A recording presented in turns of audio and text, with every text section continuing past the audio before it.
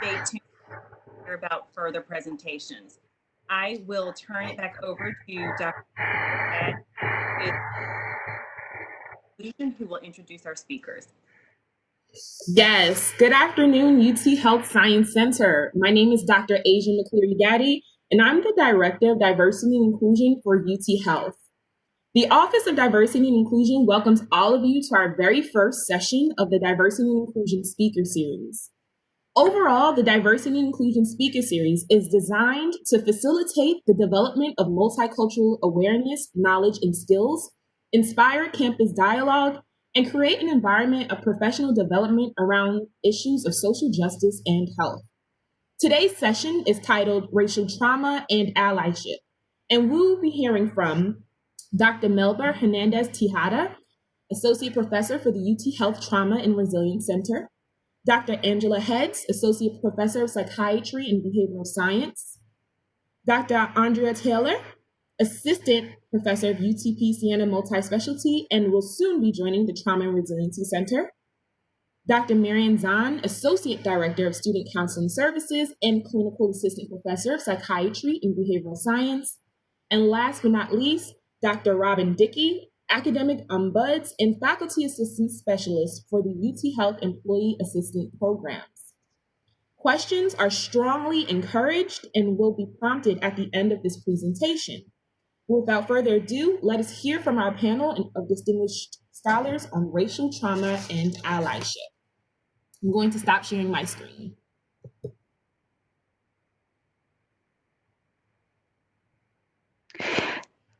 Thank you, Dr. McCleary. And just a reminder, please mute your microphones. Okay, hello, everyone.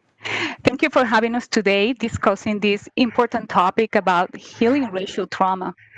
I am Dr. Hernandez-Tejada, a research psychologist and associate professor at the Department of Psychiatry, Trauma and Resilience Center, and my area of expertise is trauma in veterans and older adults.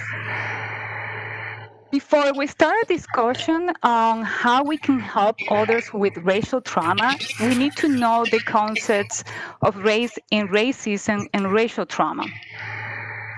So race per se is more of a social construct with no biological basis, and is used to simply categorize humans mostly based on phenotypical traits, such as the skin color, which is our more prominent and visible characteristic. When someone discriminates, antagonizes, or treats unfairly a person based on their color of their skin or affiliation to a particular group, then that is what we call racism. Obviously, racism will have an impact in the receiver of this unfair treatment. In many cases, the impact may result in physical injuries, even death, and in others will leave an indelible mark that affects the everyday life of a person of color. Racism is not something new, but definitely we are living times in which it seems that it's more visible. And that may be because we have social media, smartphones, and cameras that can capture and back the accounts of those who have been victimized. As you know, this year we have been visual witness of the death of George Floyd or Ahmaud Arbery. And also we have been more aware of everyday racism that Black, Indigenous, and people of color encounter in their everyday lives. So those events has been described as racial microaggressions. So microaggressions were first described back in the 70s by Dr. Price and more recently by Dr. Su. So we have three main types of microaggressions. We have microassaults, microinsults, and microinvalidations. From these three types of microaggressions, microassaults are always considered conscious and intentional actions. For example, going to places wearing symbols associated with racism and discrimination, such as swastikas or Confederate flags, especially if those places are frequented by Black, Indigenous, and people of color, is done with the purpose to intimidate. Micro-insults and micro-invalidations are usually unconscious, but maybe intentional at times. Micro-insults convey rudeness and insensitive comments towards one's heritage or identity, and micro-invalidations exclude, negate, or nullify the experience of a person of color.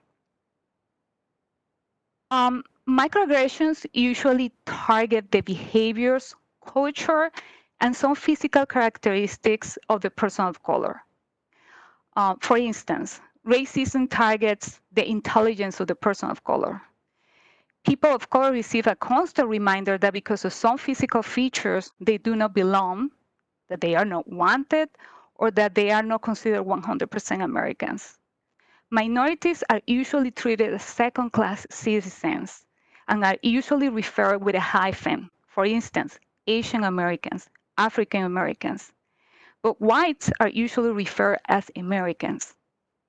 It is very common to see how some cultural values, particularly if they are not of European background, are considered abnormal. Blacks, indigenous, and people of color are seen as they are more likely to engage in criminal behaviors, or that they will work less hard than others. And if people of color achieve important roles in our society, it's because they receive significant help. And finally, color blindness and denial of individual racism, even if not intentional, it perpetuates the racism in our society. So in the following two slides, you will find some examples of microaggressions and the message they convey. These microaggressions examples are more frequent than one might think they occur, but unfortunately, many people of minority groups confront them on a regular basis. For example, common innocuous questions such as, where are you from? Or where were you born? Or how well somebody speaks English, even if the person was born in this country, conveys a message of not belonging to this society. Common phrases that many of us have received, such as, you must be proud of what you have achieved considering your background, as if being an immigrant automatically puts you on a lower intellectual level, perpetuates the myth that minorities are not as intelligent as whites. Or a very common one that we hear these days, such as, I don't see color. Well, I don't see color is a very problematic phrase. Not seeing color actually negates the experiences of people of color and opens the door for comments such as, you are too sensitive, or that was not really the intention of the other person, which then invalidates those racial aggressions and then makes it impossible to resolve the issue of racism.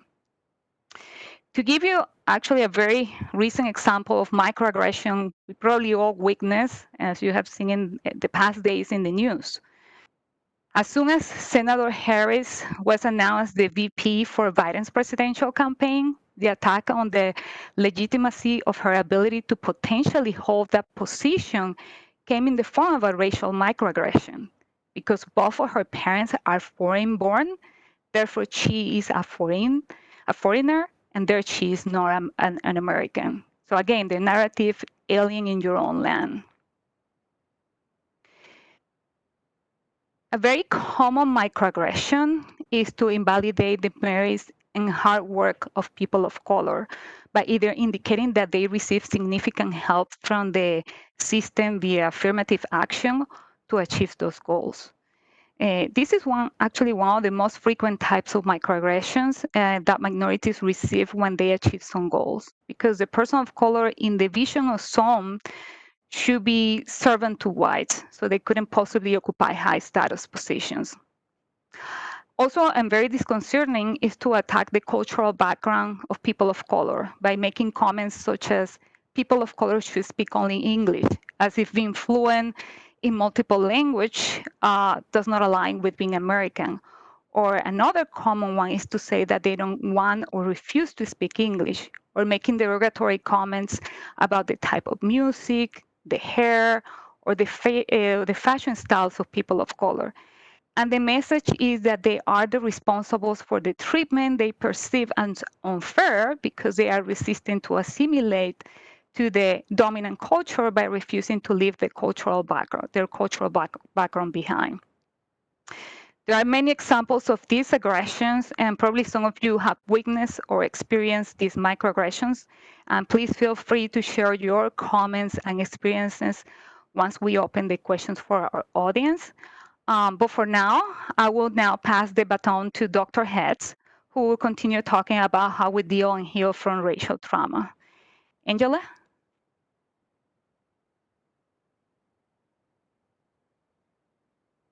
Thank you. Oops. All right, so I'd like to talk to you a little bit about mental health impact on racism. So on this slide, you can see some of the reactions and feelings that many people have when they experience racism. We'll touch on several of these as we go along, but things like feeling disconnected and lonely, second guessing oneself, feeling decreased hope. These are some examples of some things that people feel when they experience racism. Next slide. So as Dr. Hernandez-Tejada talked to us, she told us some of the definitions of racism and how it shows up in many different forms. It's really important to know that these repeated experiences of racism, whether they are overt or covert, they are traumatic to those who experience it and can be very harmful to their mental health. And so I like this little meme because oftentimes people are saying how tired they are of hearing about racism, but if they can imagine the people who experience it from day to day, maybe they wouldn't complain so much about hearing about it. Next slide. So whether you're experiencing this yourself or you're a supportive of someone else's experiences, it's really important to remember that racial trauma is real. It can be experienced on an individual level, sometimes multiple times a day. But the things that we're most aware of are the types of things that were just mentioned, these nationally televised events, like with Ahmaud Arbery and George Floyd. The reactions and symptoms, experiences of people who are exposed to racism are very similar to those that you would expect to see from a survivor of other types of trauma.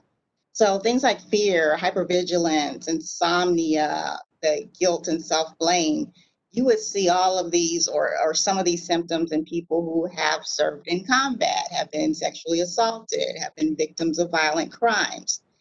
People who experience racism also have these types of experiences, these types of feelings, emotions, responses. And the effects are cumulative. And so one might think that a person who grew up in this country, maybe African American like myself, been here my entire life and experiences racism many times might build some shell or be less impacted by it. But that's not the case. The effects of these traumatic events are indeed cumulative, resulting in worse mental health and physical outcomes the more that they're experienced. And next slide.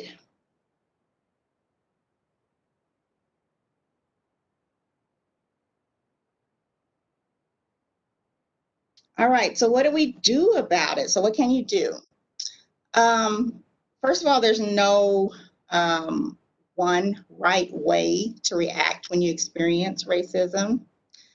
All of the feelings that people have are real and valid.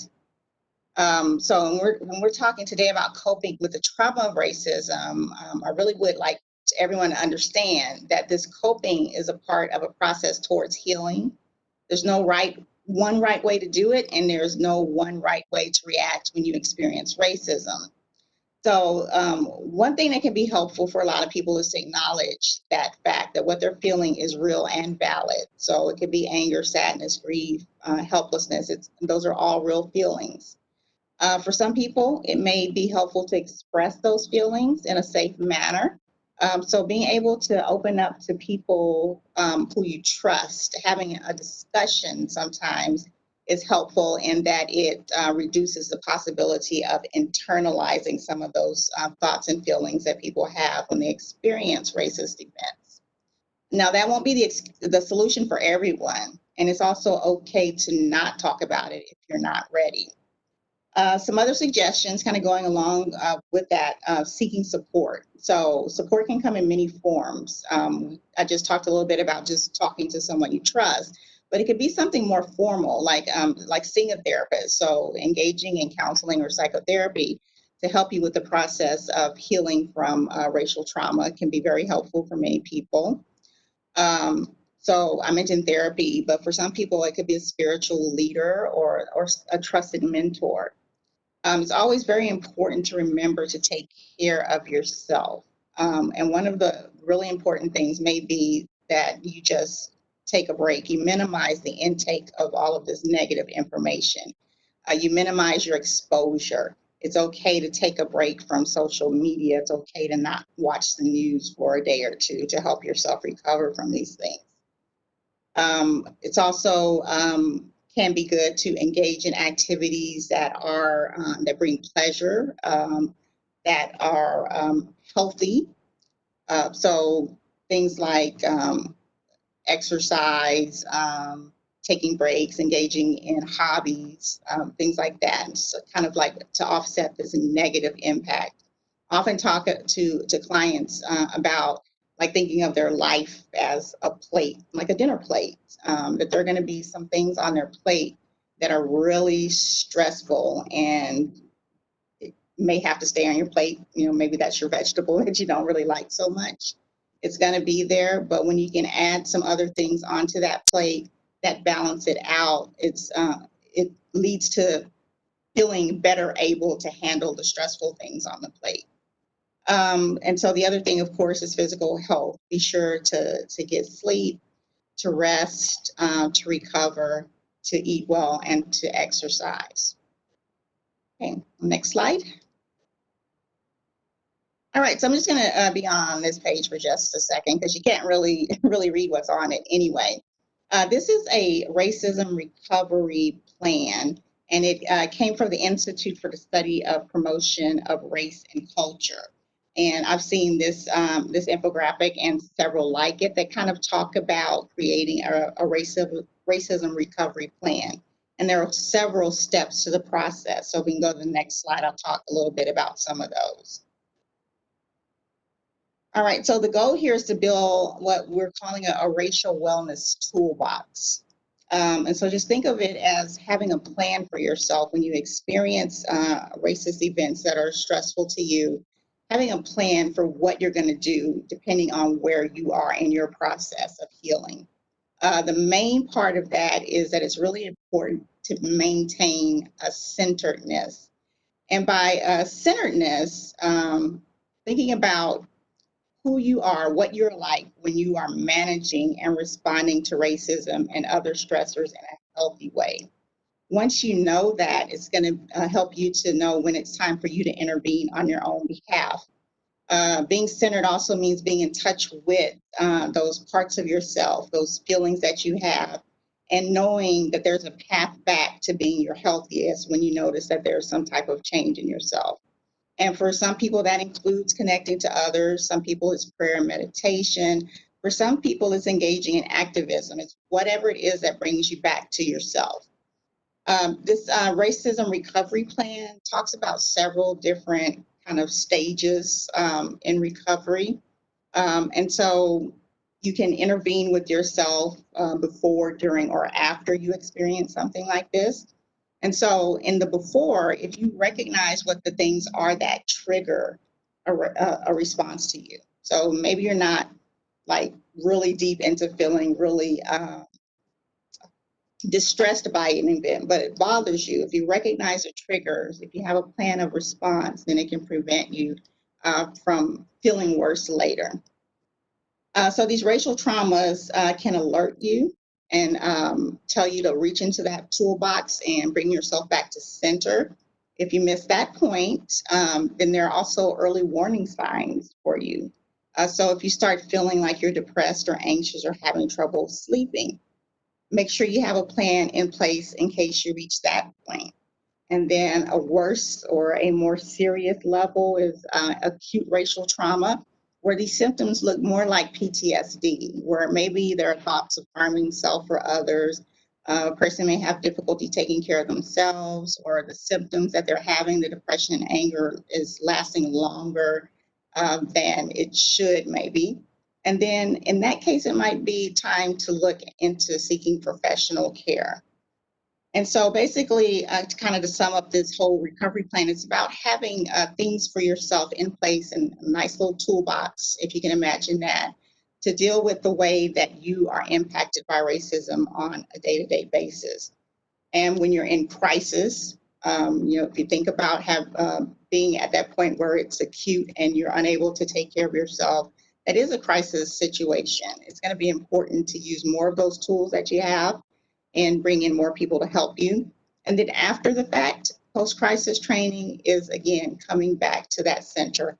How do you get yourself back to that point where you felt your healthiest?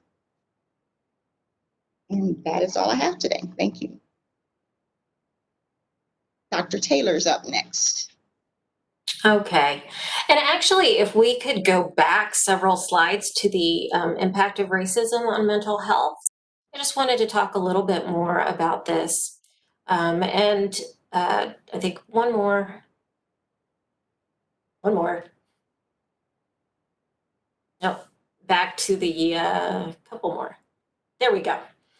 And as we think about this, so I want us to also consider part of what we've been talking a lot about, microaggressions.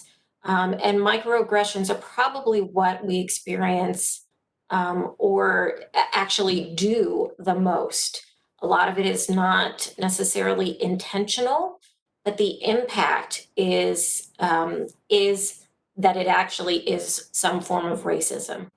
And a lot of these things, but there are still very overt racist things that are occurring. So just to think, within our recent history, we saw an increase in physical and verbal attacks on individuals of Asian descent when coronavirus, when COVID started, and there were people who were being physically attacked because people erroneously were saying, you gave us this, you brought us this, or it was being called the Chinese virus. And so we saw actual increase in overt attacks.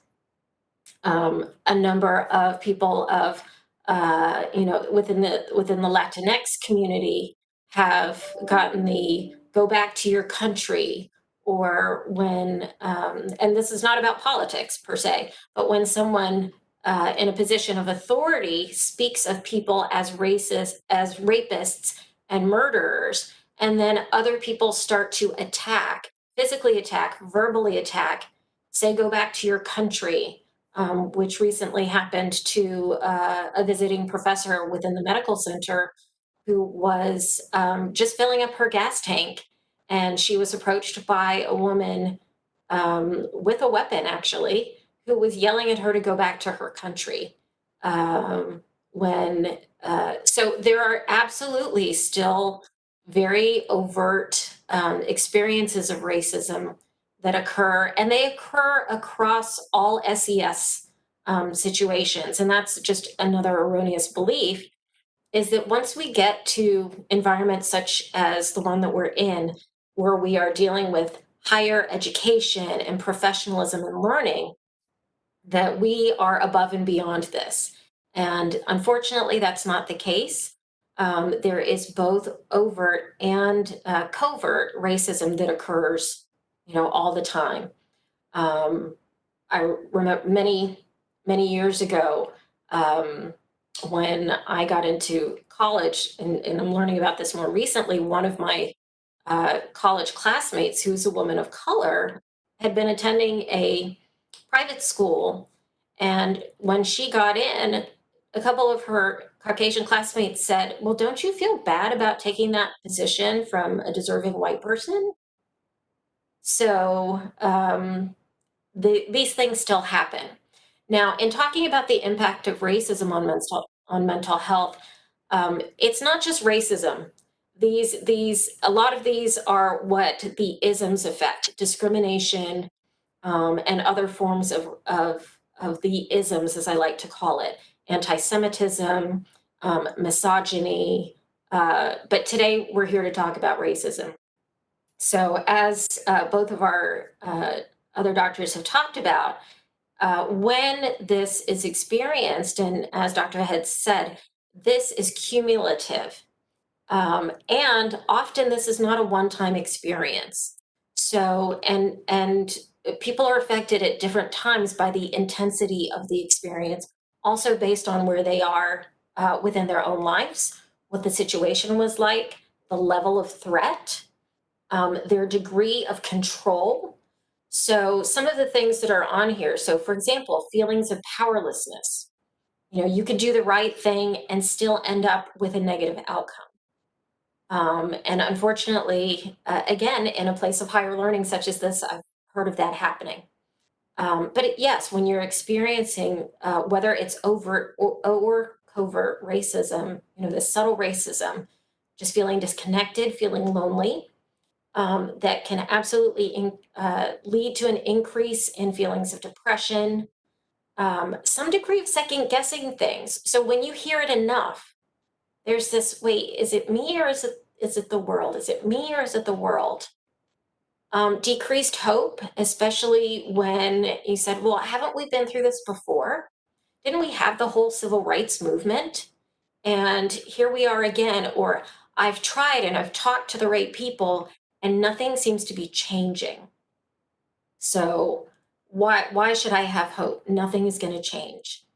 Dr. Heads talked about kind of this with the states of trauma being in survival mode, and then decreased trust. There's this just world belief that the world is just and the right things will happen.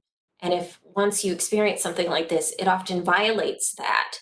And so there's decreased trust occurring. Worry, as I said already, feelings of powerlessness, increased risk of actual depression and anxiety. And whether these are clinical levels that warrant treatment or just subclinical levels where it is an increased part, there are more symptoms, it's in the background.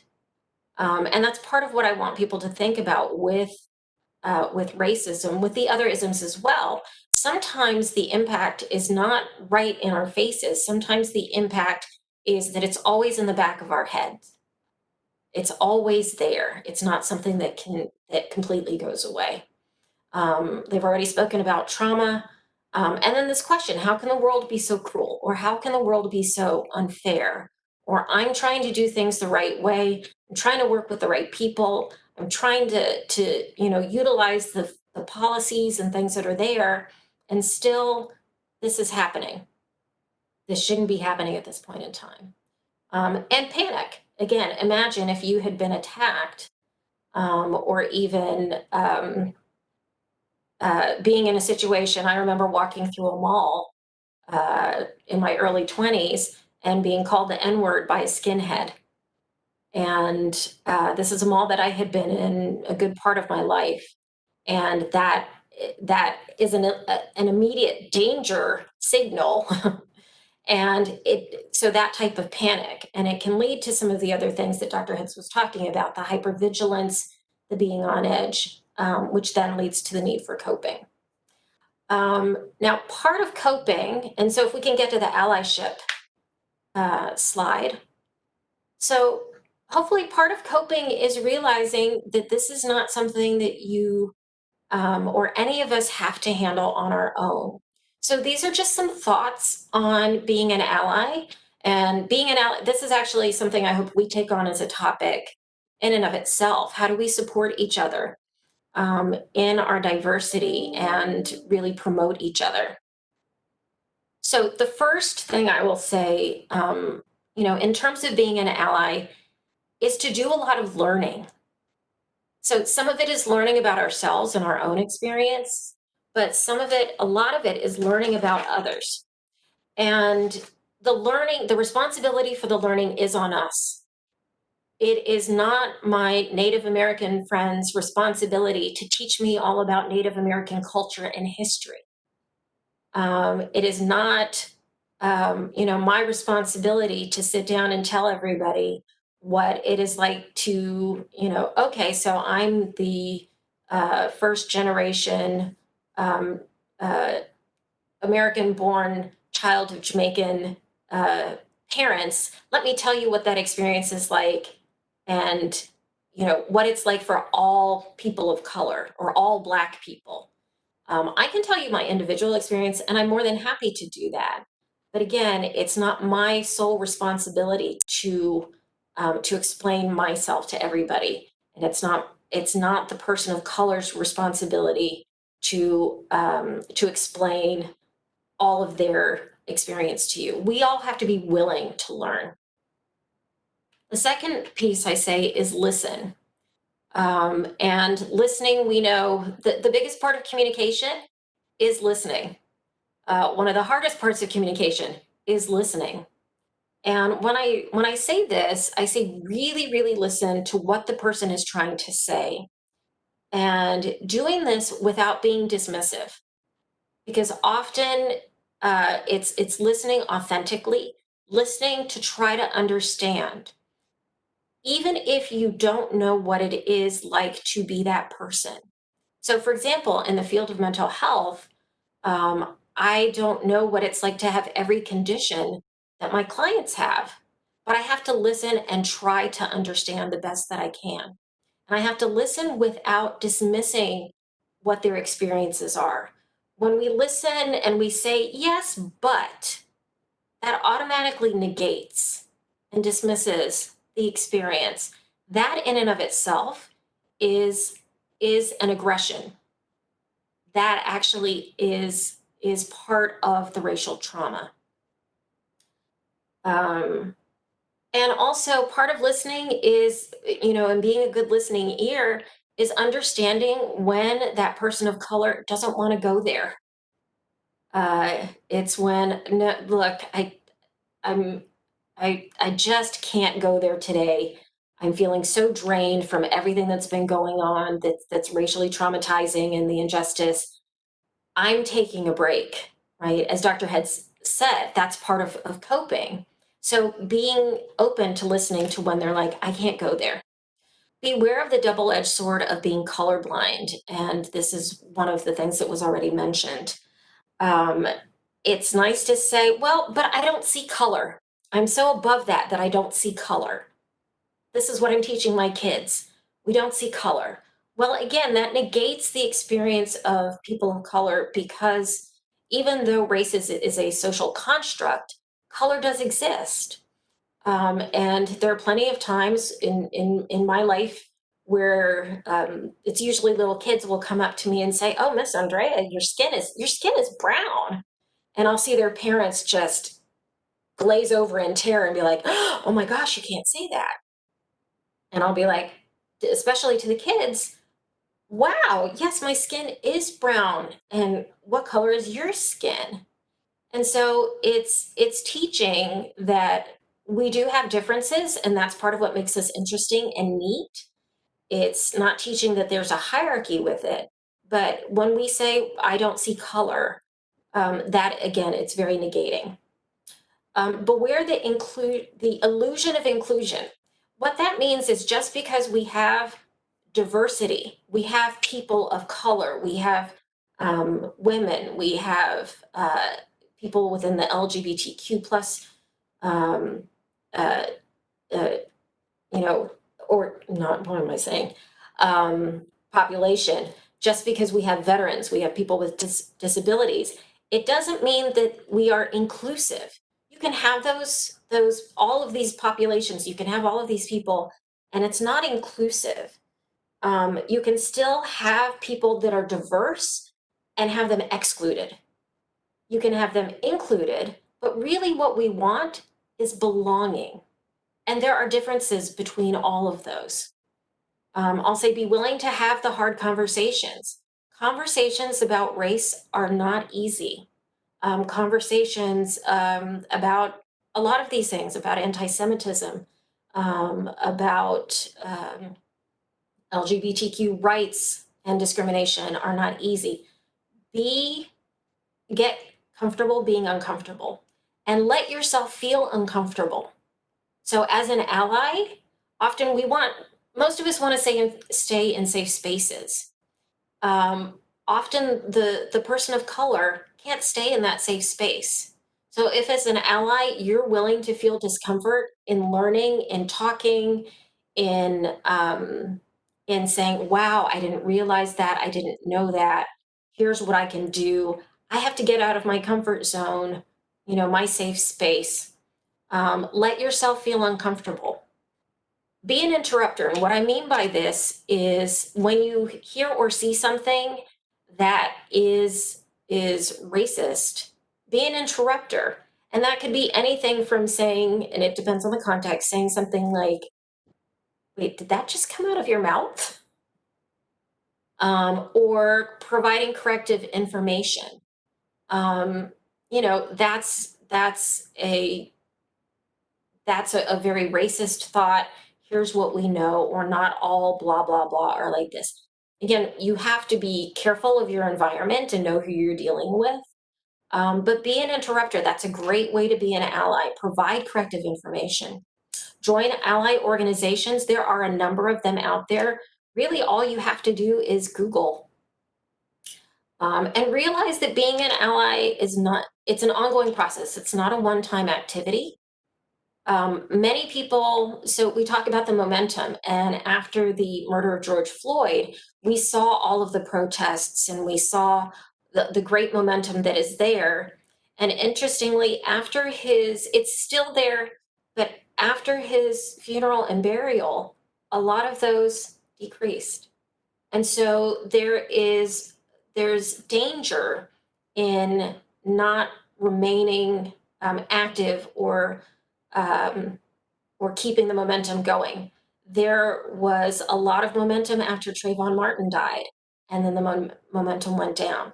So part of this is periodically to evaluate if you yourself have fallen into a place of complacency, where you're like, wait, I did my part, check mark.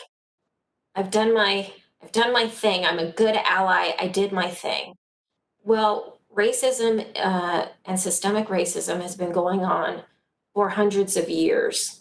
In fact, our country was largely founded on it. And so this is not a checkmark item. This is an ongoing process. Don't just be part of performative allyship.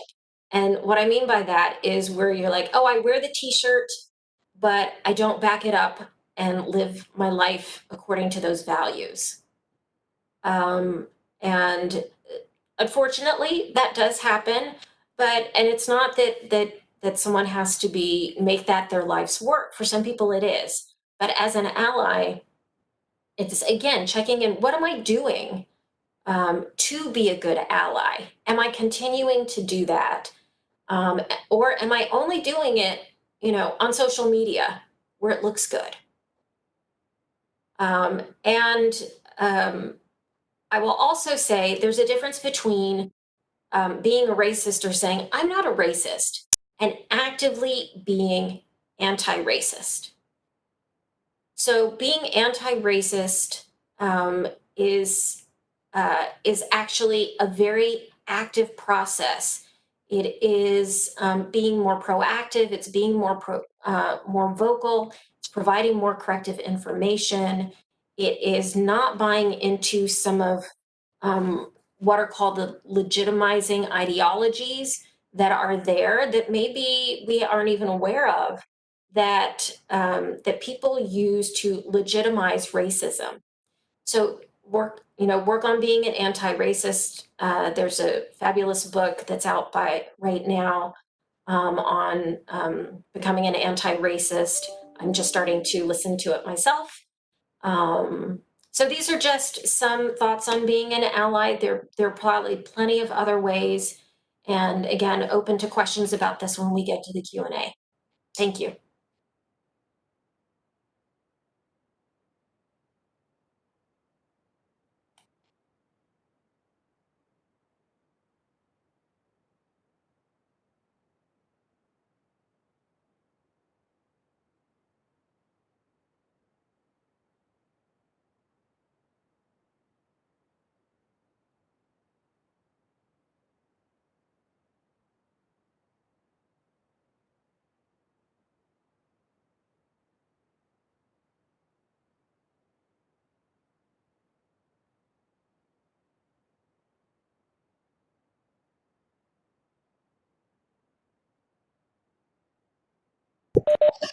Dr. Zahn, you're going to want to unmute your mic.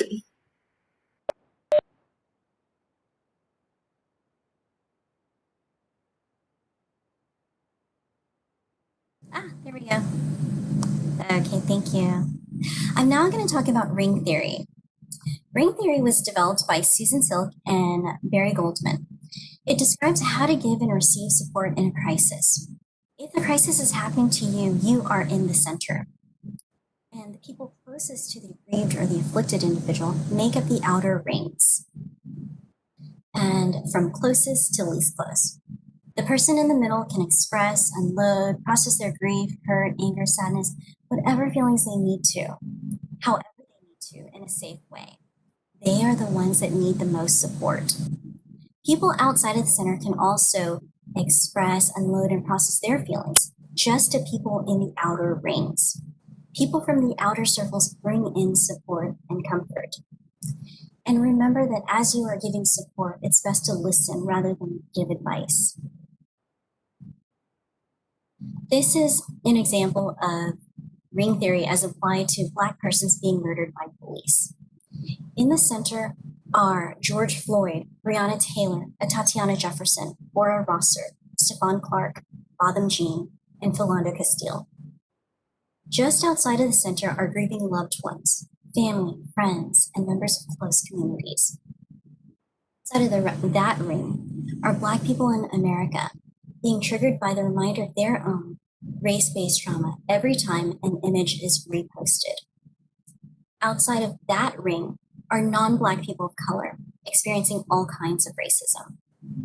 And outside of that ring are a vast spectrum of allies, including white people intimately engaged with Black people and actively working to dismantle systems of oppression, as well as non-Black people feeling empathy and solidarity with Black people. And outside of that ring are other white people feeling sad and scared for all kinds of different reasons. Remember, comfort and support in processing and unloading and packing out.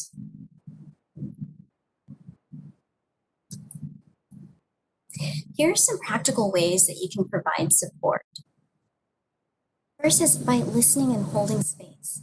Like Dr. Andrea Taylor was describing, you want to listen for understanding and acceptance of the person's experience.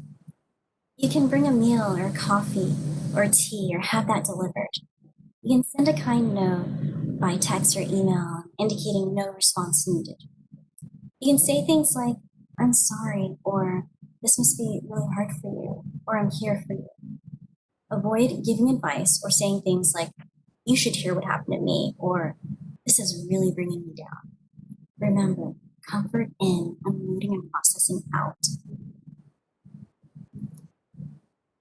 I want to talk now about some resources available.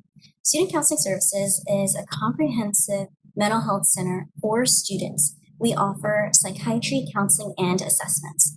We're currently available for online and in-person appointments. We have a psychiatrist and 3 psychologists on staff who are trained to provide culturally competent care. We are available Monday through Friday, 8 a.m. to 5 p.m. And to schedule an appointment, you can call us at the clinic. If you are experiencing a crisis outside of business hours, or if you're feeling overwhelmed by negative feelings and need to speak with a crisis counselor right away, you can call our IMUT crisis hotline, and the number is listed there for you. There's no charge for the first visit to Student Counseling Services, but subsequent visits are billed to your insurance. And if you have questions about billing, you can call our office and talk with our billing manager, Andrea Regine. We also have no session limits. And just a quick note about where we're located. We're in the UT Professional Building that's right across the street from the medical school in the same location, same suite as Student Health Services. I also want to share with you an excellent resource for students, faculty, and staff. This is provided by the Diversity and Equal Opportunity Office. There are trainings on topics including diversity and inclusion, allyship, working in diverse teams, unconscious bias, communicating across cultures, and racism. And you can access these resources by following the link at the bottom of the screen. That concludes my portion. I'll hand the presentation now over to Dr. Dickey. Thank you. Good afternoon, everyone. It's a pleasure to be here so I can provide you with an overview of the supportive resources that are available through the Office of Academic Ombuds, as well as the Employee Assistance Programs. I will share my screen with you.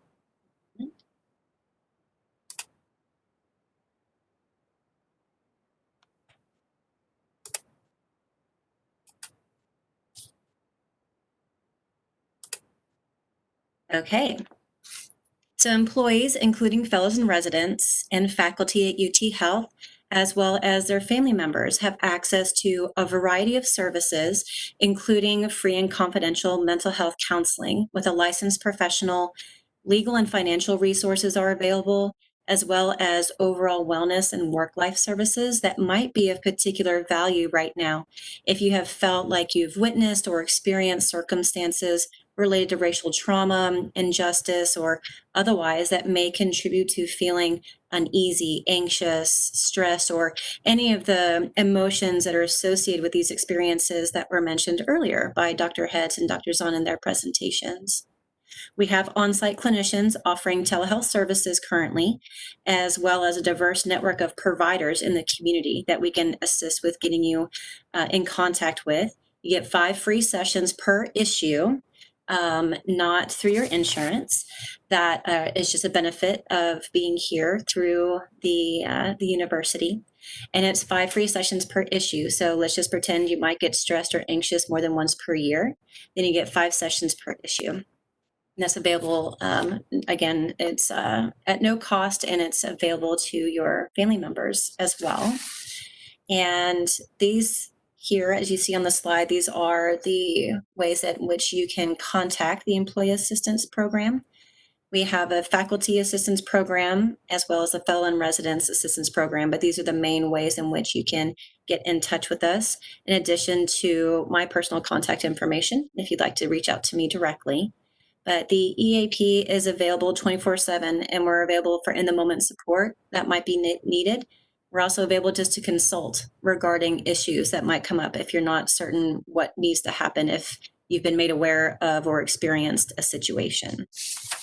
And additionally, to the employee assistance programs, the Office of Academic Ombuds was created in September last year, and it's a place for students, residents, fellows, postdocs, and faculty to express or discuss concerns regarding your educational and workplace experiences at UT Health.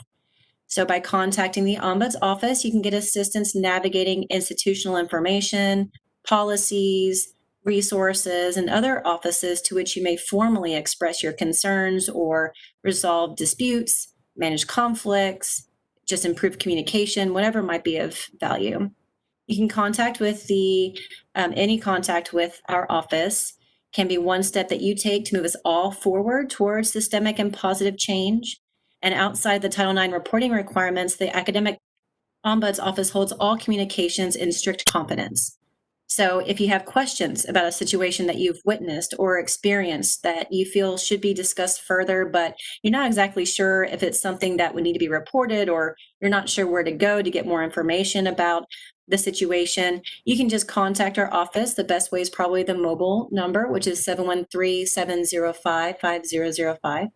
Or you can also send an email, which is just ombuds@uth.tmc.edu. You can give us a call or an email, and this could also be a helpful resource as an ally as you're trying to figure out what you might need to do or what steps someone could do if you're trying to obtain information on someone else's behalf. We're here to assist with that. We're here to support. These could also be resources that are available to you to help in creating that racism recovery plan that was talked about earlier. And so this is basically just a very brief and succinct overview of what is available to you as far as resources if you do have questions or if you experience some kind of mental health response to anything that has occurred.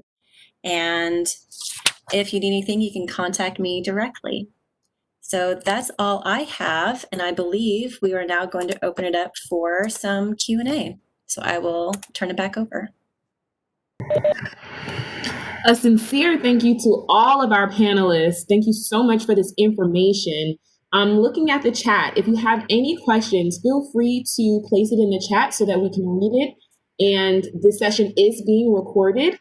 And so we will have this available on our Office of Diversity and Inclusion website under resources. And so by the end of hopefully today, you'll be able to access that and share that for your departments and different institutions or schools. Are there any questions?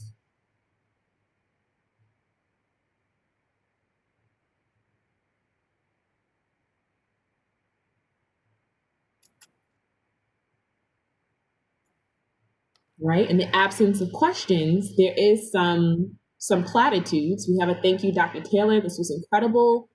We have also in the chat, for those who aren't able to see, we have some great resources in regards to books, podcasts, to continue on with the learning that was established here today.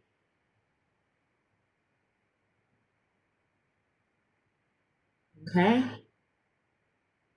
All righty. Well, if there aren't any questions, oh wait. Hi, this is JR. I wanted to know if the slides will be available, or this presentation will be available for later viewing. Yes, this is being recorded, and so you'll be able to access this at the Office of Diversity and Inclusion resource site. And so you can see the entire video. Right, thank you. Oh, no problem. I have a question here from Sherry Green. Could someone expand on the topic of generational trauma?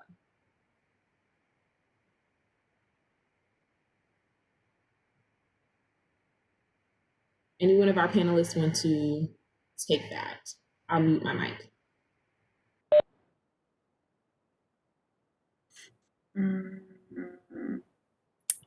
Trying to think if that was on the slides, maybe.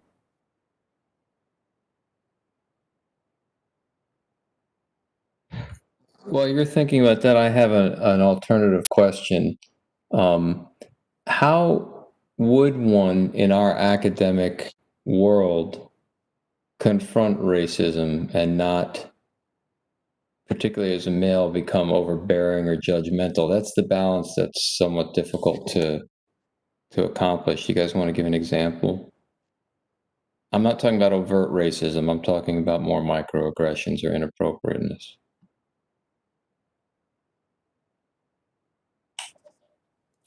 Dr. Cherno, can you repeat the question, please? If we're to observe microaggressions or even, let's say, not intentionally aggressive behavior, as a white male, how am I to call that out in an appropriate way and not contribute or exacerbate the problem? I'm asking for an extremely concrete example almost.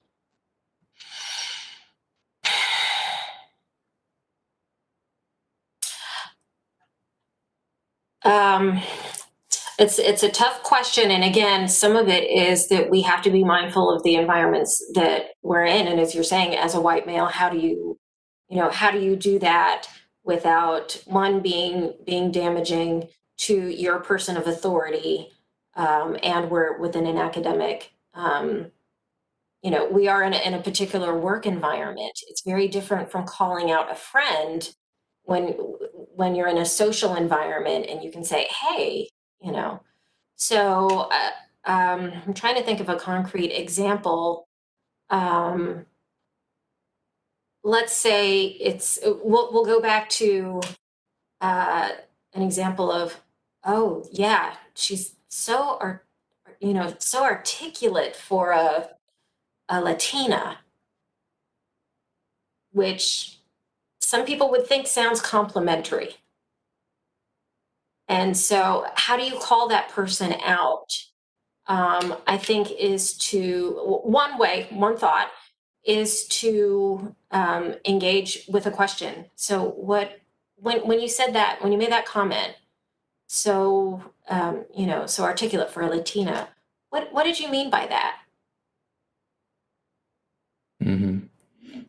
So often if you just put that there very gently, say, well, what did you mean by that? And does that mean that people who are not Latina, that Latinas are not, in general are articulate.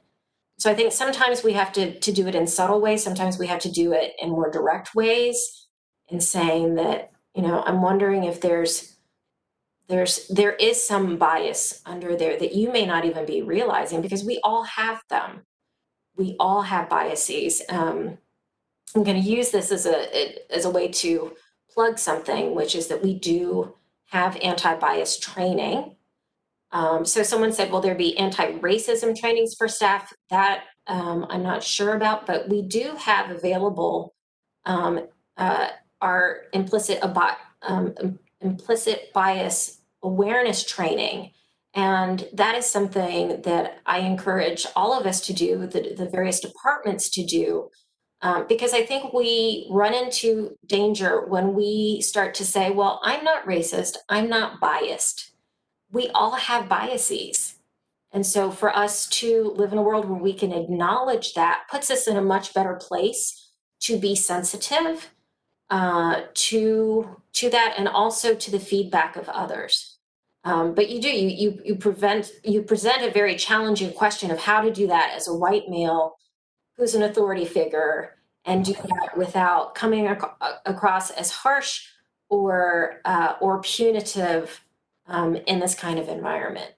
Yeah, thank you. I like the idea of actually asking the person to reflect on it in real time themselves. And to complement Andrea's excellent response to Dr. Acherno's question, unfortunately, as we are in an academic environment, we do have the resources and probably the knowledge to identify when we are falling into this implicit bias, and request actually or look for training or look for education. Unfortunately, for other segments of our population where racism or microaggressions are more frequent or probably more extended, more impactful to the community, they don't have the resources, and this is how we have to step up as academicians, as intellectuals, to extend our community service and try to educate our population.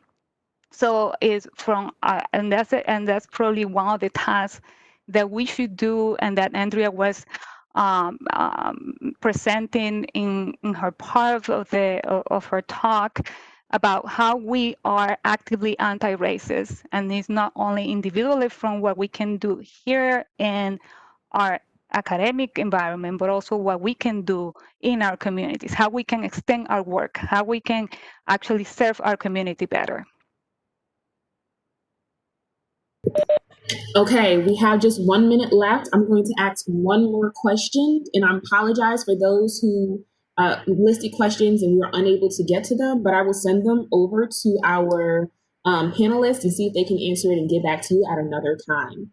But for our last question, how would you recommend getting people who are not likely involved in such diversity discussions involved?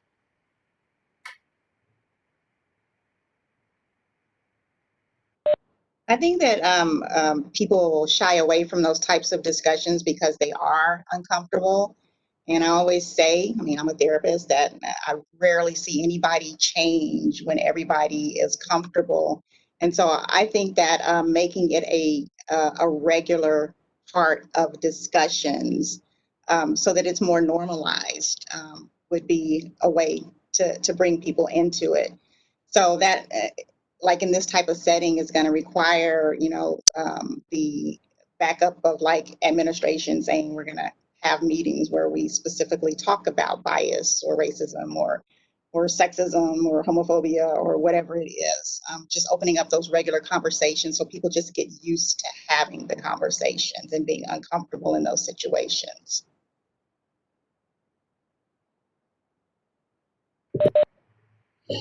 Okay, thank you all for that response. And I want to say we are ending at 1 o'clock on the dot. Thank you all for the first part of the Diversity and Inclusion Speaker Series. I want to thank again all of our panelists. Individuals who put questions in the chat, I am recording those and see if we can get some responses to you at another time, but I want to be respectful of your time. And I hope you all have a great afternoon. Thank you so much, and I will see you at part 2 on September, the end of next month. You will receive a flyer about it. Goodbye, everybody.